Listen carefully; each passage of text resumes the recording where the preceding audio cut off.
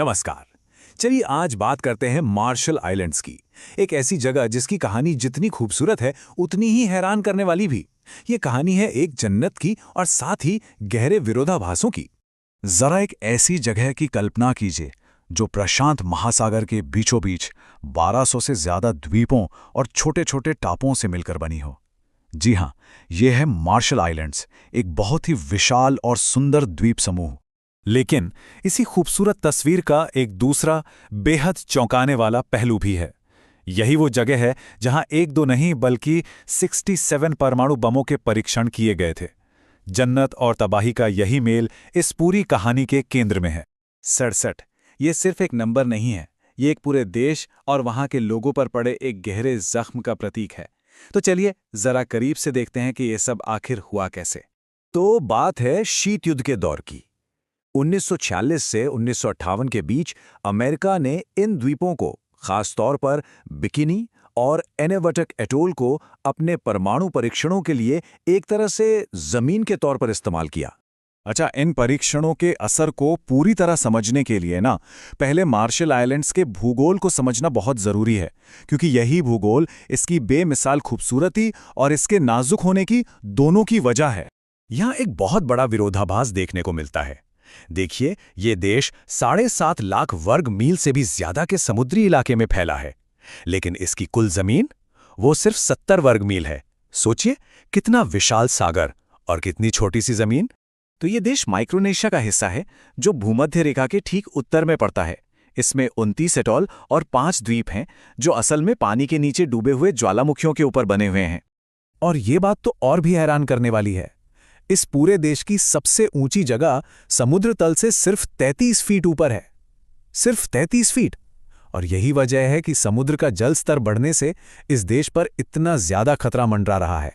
20वीं सदी की इन घटनाओं से बहुत बहुत पहले यहां एक बहुत ही समृद्ध और प्राचीन संस्कृति बसती थी। चलिए थोड़ा समय में पीछे चलते हैं और यहां के मूल निवासियों के बारे में जानते हैं।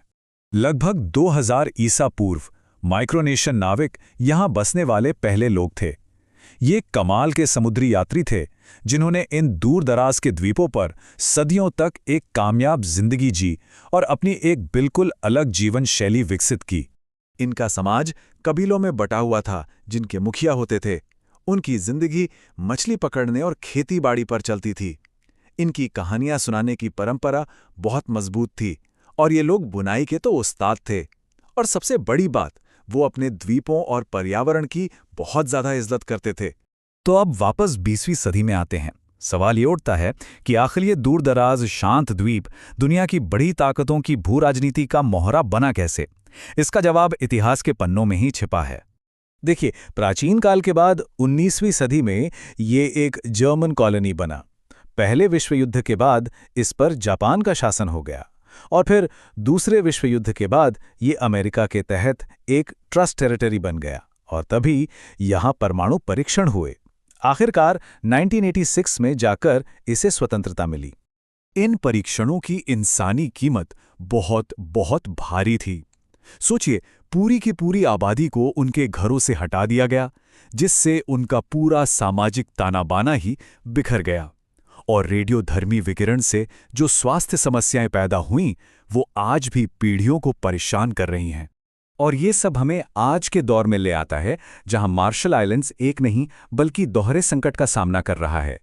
एक तरफ है परमाणु परीक्षणों की दर्दनाक विरासत और दूसरी तरफ है जलवायु परिवर्तन का बढ़ता खतरा। आज यहाँ की अर्थव्यवस्था बहुत छोटी है और विदेशी मदद पर, खासकर अमेरिका से मिलने वाली सहायता पर बहुत ज़्यादा निर्भर है। आप देख सकते हैं, पब्लिक एडमिनिस्ट्रेशन, मछली पकड़ना और खेती-बाड़ी इसके मुख्य आधार हैं।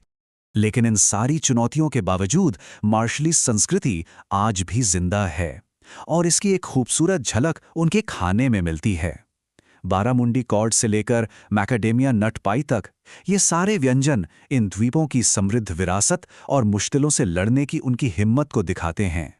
तो कुल मिलाकर आज मार्शल आइलैंड्स के सामने ये दो सबसे बड़े खतरे हैं।